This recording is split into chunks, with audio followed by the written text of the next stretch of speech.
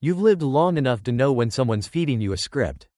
The world's full of them, coaches, gurus, self-help books, telling you to just think positive, and everything will fix itself. But you've seen life. You've buried friends, fought silent battles, held back tears no one else noticed. You know better. You know that life doesn't bend just because you repeat a few pretty phrases in the mirror.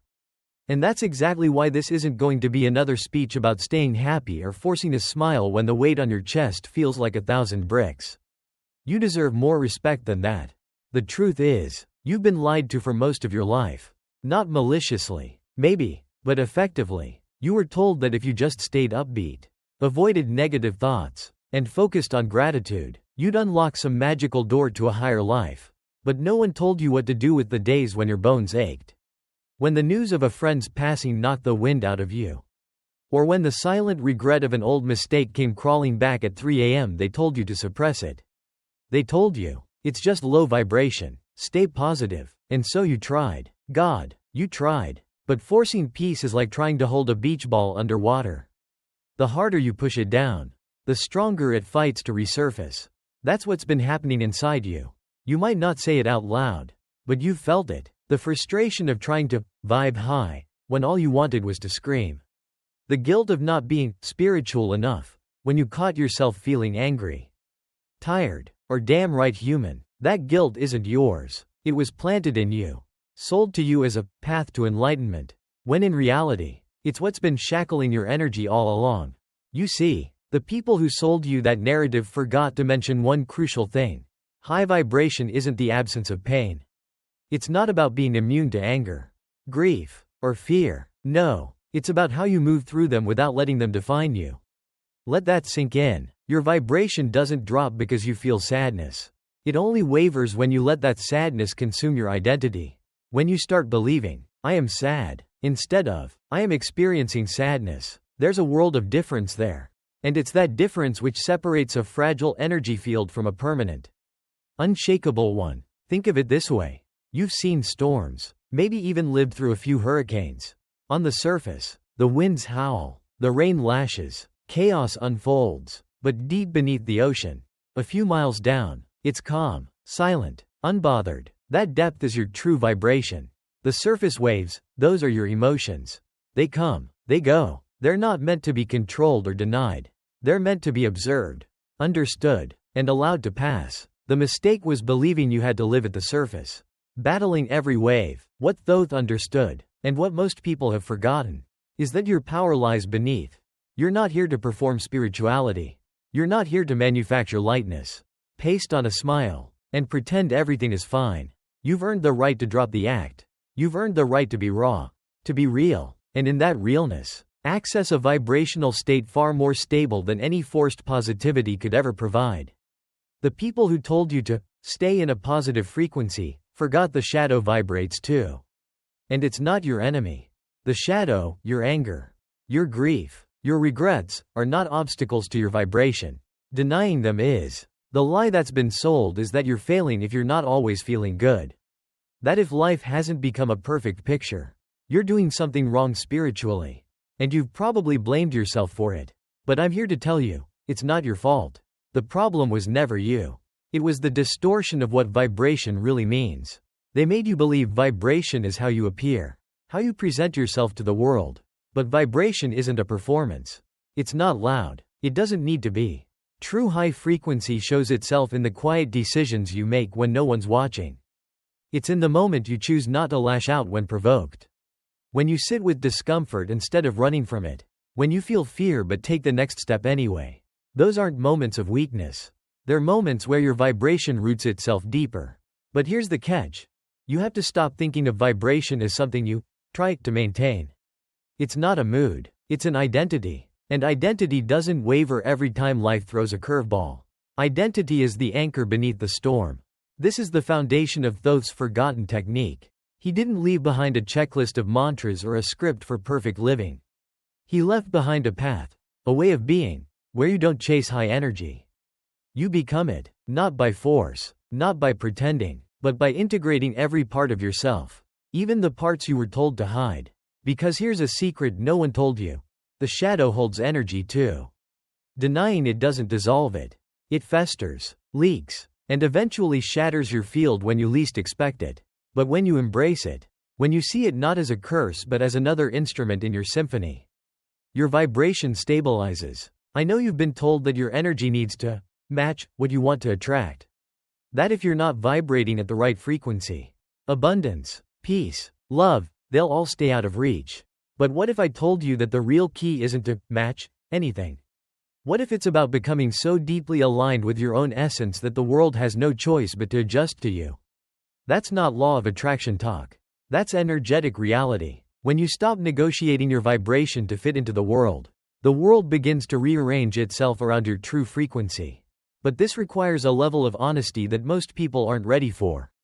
You can't fake it. The universe doesn't respond to what you say. It responds to what you are when no one's watching.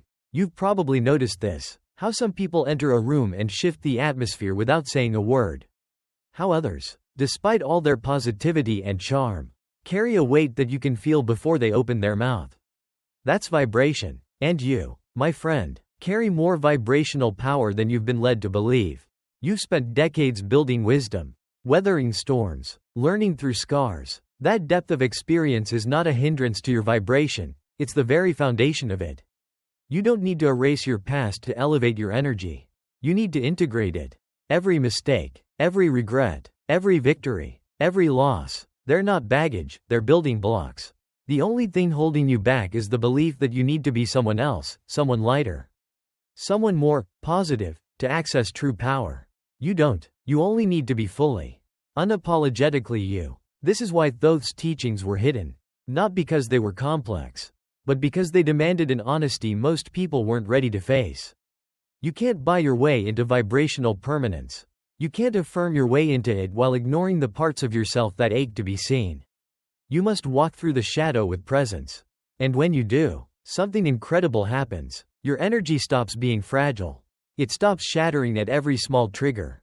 It becomes steady, silent, immovable, like that depth beneath the ocean, untouched by surface storms. And once you taste that steadiness, you realize why all those forced techniques never worked. You see why meditation, mantras, and fake gratitude couldn't sustain you. They were built on the surface. But you're going deeper now. You're no longer reacting to the world's chaos. You're becoming the still point that reality adjusts to. This isn't about being perfect. It's about being whole. And wholeness includes the light and the dark, the joy and the sorrow, the calm and the storm. You've spent your life being told how to fix yourself.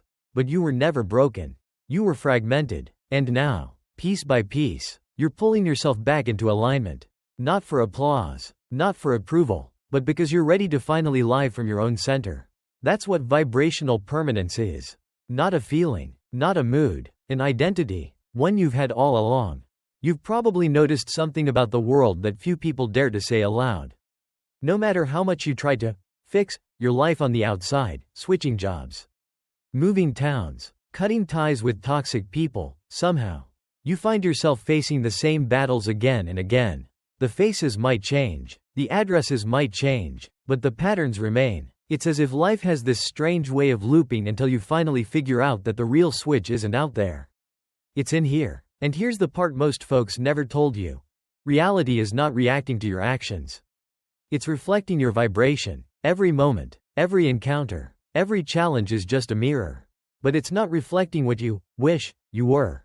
It reflects what you're truly emitting beneath the surface. That's why changing your actions alone doesn't change your life. You can hustle harder, meditate longer, read every damn self-help book on the shelf. But if your field, the energetic broadcast you're constantly emitting, stays the same, life will keep sending you the same echo. Thoth understood this with a clarity that modern spirituality has all but lost. He knew that the universe doesn't listen to your words. It listens to your frequency. And that frequency isn't shaped by the affirmations you chant in the morning. It's shaped by the small, often unnoticed patterns you repeat in silence. The thoughts you entertain when no one's watching. The emotions you suppress, hoping they'll just vanish. The judgments you whisper to yourself under your breath. That's what builds your field. And your field commands your reality. It's like a radio tower. You can't broadcast a jazz station while transmitting a heavy metal frequency. You can't expect peace to surround you while your inner dialogue is at war with itself. But here's the thing no one tells you. Most of this broadcasting happens unconsciously. You've been trained to believe you only vibrate when you're doing something spiritual, meditating, praying, or performing some sacred ritual. But your field doesn't switch off when you go about your day. It's live, always, even now. As you sit reading this, your field is pulsing out a signal, not based on what you want others to see, but based on what you are sustaining internally. This is why most people, despite their efforts, feel stuck. They change the form, but not the frequency. They adjust the surface, but the field remains untouched. And because of that, they keep attracting variations of the same struggles. Different actors, same script. Maybe you've seen it in your own life. Maybe you've wondered why, after all these years, certain frustrations still revisit you. It's not punishment. It's not bad luck. It's simply the field doing what it does, reflecting, not judging. The world isn't against you. It's showing you where your frequency still needs coherence. And that brings us to the most dangerous interference, noise. Not the noise outside, the loud opinions, the media chatter, the daily distractions. No, I'm talking about the inner noise. The racing thoughts, the silent comparisons, the judgments that run on autopilot. You've been conditioned to think constantly, analyze everything, worry about the future, revisit the past. It's like a mental treadmill that never stops, even when your body is at rest. And every one of those thoughts, even the smallest ones, carries a charge, a vibration. And when those thoughts are fragmented, pulling you in a dozen directions at once, they create static in your field. You've felt it before, haven't you? Those moments when your head is so full, you can't even hear yourself think. You try to focus, but part of you is dwelling on something that happened 10 years ago, while another part is anxious about something that hasn't even happened yet. That's fragmented vibration, and it's this disorganized mental energy that scatters your field, weakening your ability to maintain a stable frequency. You don't need to be a monk sitting in a mountaintop monastery to feel peace. But you do need to reclaim your mind from the chaos it's been trained to tolerate. Thoth never taught suppression. He taught alignment. The power isn't in forcing your mind to be empty. The power is in choosing what you give your attention to. Think about it like this. You're standing in a room full of radios, each playing a different station. You can't turn all of them off, but you can decide which one you'll tune into, which one you'll let into your awareness. That simple act of choosing focus, of deciding not to follow every random thought that crosses your mind, is the beginning of reclaiming your field. It's not about stopping thoughts. It's about not being dragged around by them. The moment you observe a thought without reacting to it, you begin to organize your vibration, even if it's just for a minute. That minute is enough to start silencing the static. And when the static reduces, your natural frequency, your authentic vibration, starts to pulse stronger. It's always been there, buried under the noise, waiting. But thoughts are only half the story. Because even if you align your mind, there's another layer that can still destabilize your field: emotion. Most people believe emotions are like weather patterns, random, unpredictable, out of their control. They think they're at the mercy of how they feel. But that's an illusion. Emotion, at its core, is energy in motion. And like any energy, it can be directed, cultivated, and stabilized. This doesn't mean you won't feel anger, sadness, or frustration. It means you'll stop being a victim to them. You'll stop reacting and start choosing. Have you ever noticed how, in the middle of a crisis, there are moments when a strange calmness takes over you? As if, for a brief second, everything slows down and you can see clearly? That's not an accident. That's you tapping into a higher emotional code. The challenge is not to feel that once in a blue moon, but to sustain it, to make it your baseline. When peace no longer depends on silence. When gratitude isn't triggered by a blessing but becomes your default state. That's when your vibration stops fluctuating. That's when the field stabilizes. But it takes a decision. A choice to stop living on emotional autopilot. You've been told emotions happen to you. But Thoth knew better. He knew that emotions are tools. You can learn to hold gratitude even in the absence of external reasons. You can cultivate love even when surrounded by bitterness. And when you do, these emotions stop being fleeting states and become vibrational signatures. Permanent imprints on your field that shape reality around you. Most people try to feel better after life gives them something to celebrate. But you're going to reverse that. You're going to feel better first and watch how life rearranges itself to match you. Not as a game of pretending, but as a genuine, conscious act of alignment, because when you emit a stable emotional frequency, you're no longer waiting for life to bring you peace. You become the source of peace. And life can't help but reflect that back to you. There's a moment, a breaking point, when your vibration stops being fragile, when it no longer needs constant reinforcement. That moment is when your emotions are no longer reactions but chosen responses. It's when you stop negotiating your inner state based on what the outer world does. That's the foundation of vibrational permanence. Not chasing perfection, but sustaining coherence. But even with a quiet mind and a stabilized emotional field, there's one more challenge that breaks most people: time. You see, the present moment, the now, is where your true power lives. But most people rarely visit it. They live trapped between past regrets and future worries. One half of their energy stuck reliving old wounds. The other half lost in anxious predictions of what might go wrong. That mental dance drains your field. It fragments your vibration. Thoth often said that time is a useful illusion, but it's deadly when mistaken for reality. Consciousness only vibrates in the now. When you're fully present, your field aligns, sharpens, intensifies. But when your attention is split, your energy leaks. That's why many people feel exhausted without having done much physically. Their energy is bleeding into moments that don't exist anymore.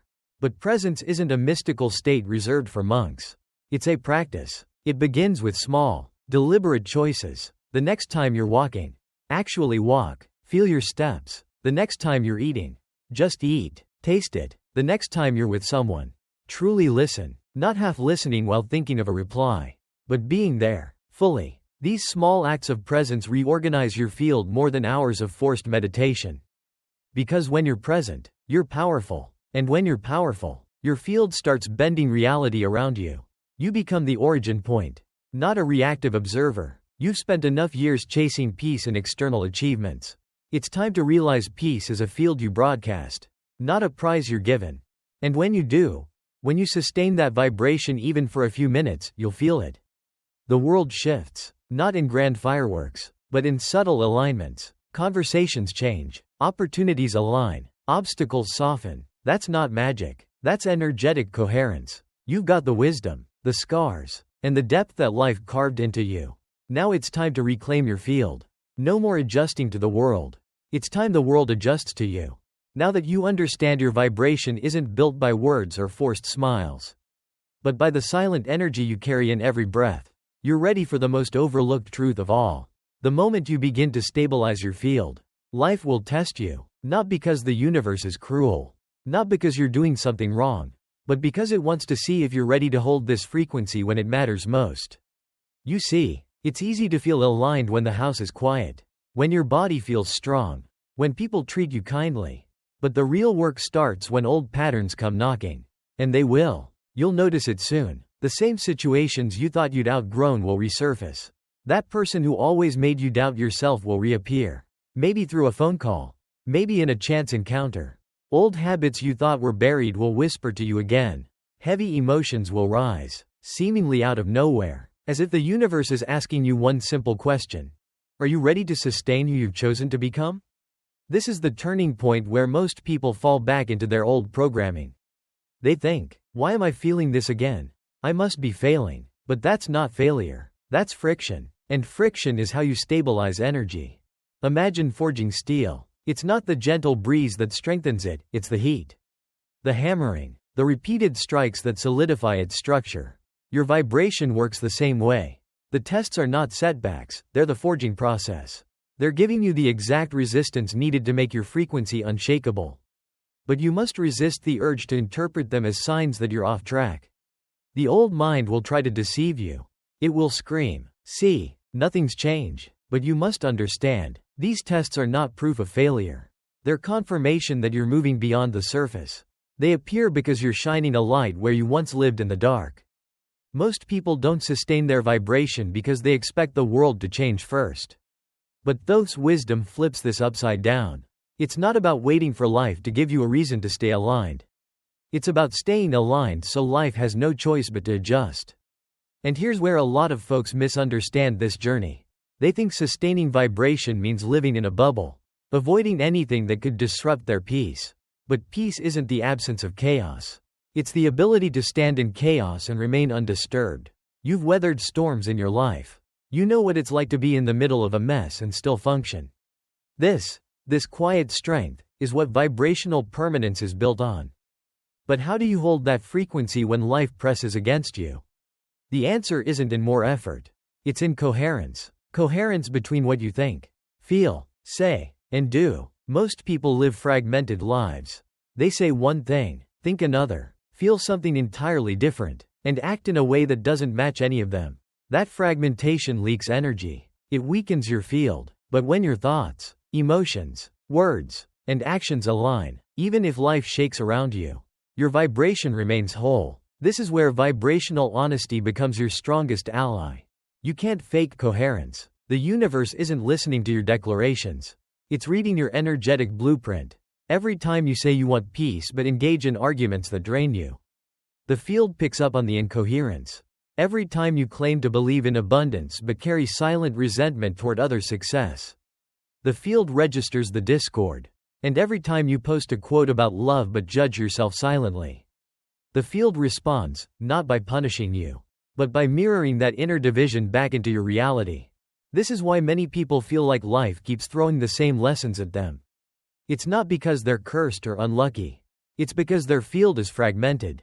And the universe, being a precise mirror, keeps reflecting that fragmentation until it's addressed. You don't need to be perfect. You just need to be whole. Wholeness doesn't mean you'll never feel anger or fear again. It means when those emotions arise, you don't abandon your alignment. You stay present. You acknowledge the emotion without letting it hijack your identity. Thoth's technique wasn't about avoiding life's intensity. It was about being so rooted in your vibrational core that you can walk through fire and not get burned. But this requires vigilance, not hyper-vigilance driven by fear, but conscious awareness. You need to become the guardian of your own field.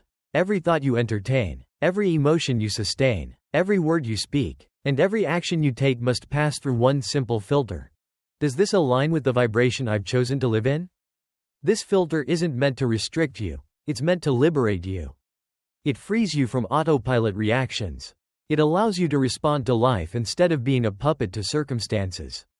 And as you consistently make choices that align with your vibrational identity, something remarkable happens. Your field becomes self-sustaining. You no longer need constant reminders or external affirmations. Your vibration becomes your default state.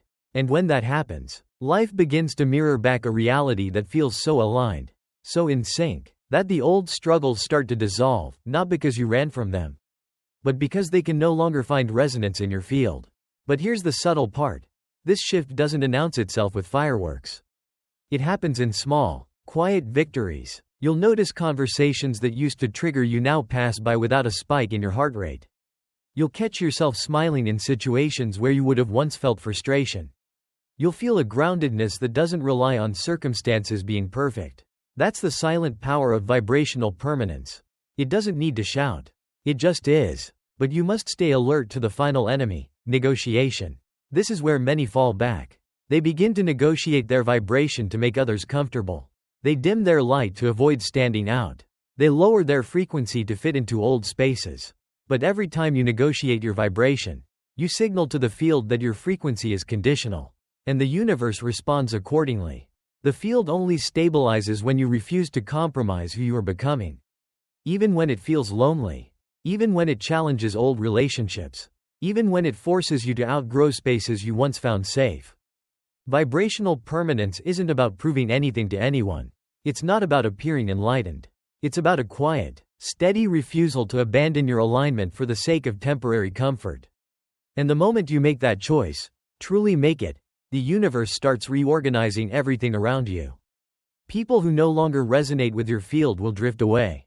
Opportunities that match your new frequency will begin to appear. Life will rearrange itself, not because you forced it, but because you became a stable reference point.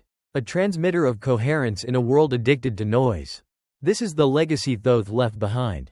Not a manual of techniques, but a way of living where your energy field becomes an extension of your soul's truth. Where every choice you make, no matter how small, reflects who you are at the deepest level. And when you sustain that vibration, external circumstances lose their grip on you. The storms will still come, but they'll pass over you, unable to disrupt the calm that now radiates from your core. You don't need to fix yourself. You don't need to become someone else. You need to remember who you are beneath the noise, beneath the programs, beneath the lies you've been sold. You are a vibrational being, a transmitter of energy, and you've always had the power to stabilize your field. It's time to stop reacting to the world and start vibrating the world. Become the point of origin. Be the signal, not the echo. From this moment forward, you are no longer a seeker trying to hold on to fleeting moments of peace. You are a master of your frequency. And the world, your world, will begin to adjust to that.